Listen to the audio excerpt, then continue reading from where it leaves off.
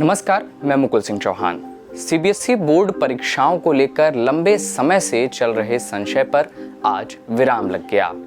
प्रधानमंत्री नरेंद्र मोदी की अध्यक्षता में मंगलवार को इस मुद्दे पर अहम बैठक हुई, जिसमें सीबीएसई की 12वीं बोर्ड की परीक्षाओं को रद्द करने का बड़ा फैसला लिया गया। प्रधानमंत्री मोदी ने आज राज्यों और अन्य स्टेक होल्डर्स के साथ इस विषय पर व्यापक चर्चा के बाद परीक्षा को रद्द करने का फैसला लिया। हमने बोर्ड एग्जाम रद्द किए जाने पर प्रोफेसर और dean faculty of education Delhi विश्वविद्यालय अनीता रामपाल जी से उनकी राय जानने की कोशिश की। बोर्ड एग्जाम का कैंसिल होना तो बहुत ही सही हुआ है, बल्कि बहुत पहले होना चाहिए था। इतने महीने इस तरह की अनिश्चितता बिल्कुल ठीक नहीं थी और बहुत ज़्यादा वैसे भी स्टूडेंट्स परेशान थे, टीचर्स भी परेशान थे, तो बहुत अच्छा एक निर्णय है। पर अब क्या इसका असर पड़ेगा स्टूडेंट्स के भविष्य पे? ऐसा कोई, बल्कि अच्छा ही असर पड़ना चाहिए, क्योंकि अगर इस समय बोर्ड एग्जाम लेते तो कोई ऐसी हालत ही नहीं है, हम बल्कि उनके स्वास्थ्य को, उनकी जान को खतरे में डालते और उनके टीचर्स भी और अन्य जो भी लोग इसमें जुड़ते हैं।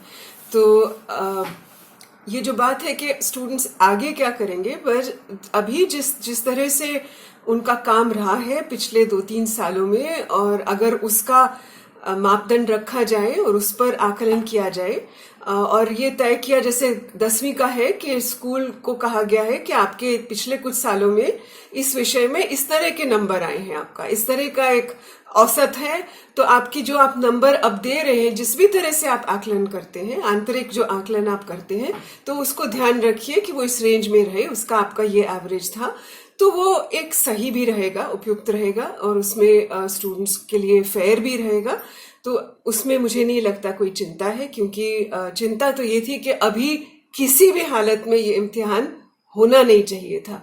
और परेशानी से भी स्टूडेंट्स का कोई, स्टूडेंट्स को वहां बिठाकर वैसे भी खतरा है, और दूसरों उनको बिठाकर इतनी परेशान हालत में उनको कहो कि आप इम्तिहान दो, वो अपने में ही उनके लिए न्यायपूर्ण बात नहीं है। अन्य बोर्ड्स को भी जो है इसी तरह का निर्णय लेना चाहिए, स्टेट्स बोर्ड को भी, खासकर अभी तो बहुत स्टेट्स में ये फैला है, तो अपनी जो उनकी इस बीमारी की, कोविड की जिस तरह की दिशा दिख रही है, उसके आधार पे स्टेट्स को भी अभी ये तय कर लेना चाहिए कि कोई जरूरत नहीं है इस तरह की एक औपचारिकता पूरी करना, एक रिचुअल है जिसको हम कहते हैं कि हमने पूरा कर दिया। और खासकर सीबीएसई ने जब कहा था कि हम 1.5 घंटे का करेंगे और केवल हम शॉर्ट आंसर टाइप क्वेश्चन पूछेंगे, तो वो और भी एक घातक तरह का मतलब और भी एक घातक समस्या है कि सिर्फ इस तरह के एक नंबर के सवाल जो पूछे जाते हैं, उसमें न किसी की समझ, न कोई उसकी अपनी अभिव्यक्ति, कुछ भी नहीं उसमें उसका आकलन होता, तो उस तरह की औपचारिकता करना तो बिल्कुल ही सही नहीं था। तो इसलिए हमारे लिए आज एक ये जो इन्होंने निर्णय लिया है, ये बिल्कुल सही है। बैठक में प्रधानमंत्री नरेंद्र मोदी ने कहा कि बच्चों की सुरक्षा और सेहत सर्वोपरि है। ऐसे माहौल में बच्चों को तनाव देना उचित नहीं है। उन्होंने ये भी कहा कि बच्चों की जान खतरे में नहीं डाल सकते हैं। बैठक में प्रधानमंत्री ने सीबीएसई अफसरों से कहा कि सीबीएसई 12वीं कक्षा के छात्रों के रिजल्ट को वेल डिफाइंड मानदंडों के अनुसार समयबद्ध तरीके से तैयार किए जाएं। लंबे समय से छात्र और अभिभावक परीक्षा रद्द करने की मांग कर रहे थे और अब परीक्षा रद्द होने के बाद छात्रों ने राहत की सांस ली है। लेकिन अब यह सवाल उठ रहा है कि आखिर छात्रों का मूल्यांकन किस आधार पर किया जाएगा। 12वीं के छात्रों का रिजल्ट तैयार करने के लिए सीबीएसई द्वारा इंटरनल असेसमेंट के किस फॉर्मूले को अपनाया जाएगा और उस पर छात्रों की कितनी सहमति होती है। अधिकतर छात्रों का मानना है कि अभी भी उनका तनाव कम नहीं हुआ है। सीबीएसई का असेसमेंट फॉर्मूला सामने आने के बाद ही पता चलेगा कि उन्हें फायदा होगा या फिर नुकसान। हमने इस विषय पर एक छात्र आर्नेश कपूर से उनकी राय जानने की कोशिश की। I'd like to start by thanking the government and the Prime Minister for finally taking the decision to cancel the board examinations for grade 12. This finally ends the uncertainty and the anxiety that students have been reeling under since April, when the decision to postpone our exams was taken.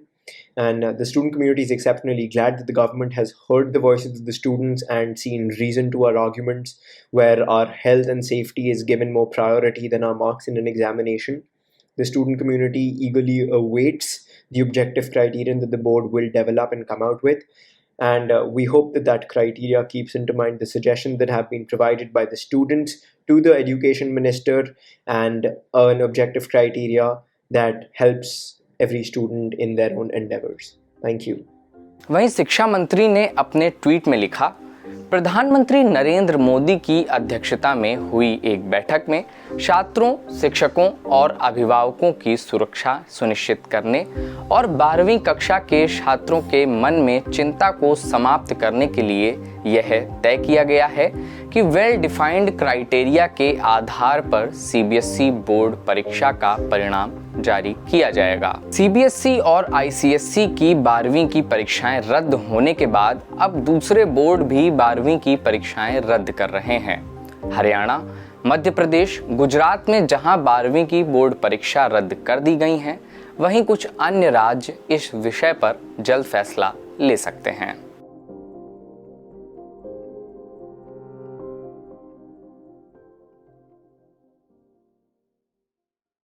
The wire के और videos देखने के लिए subscribe करें और bell icon पर click करें।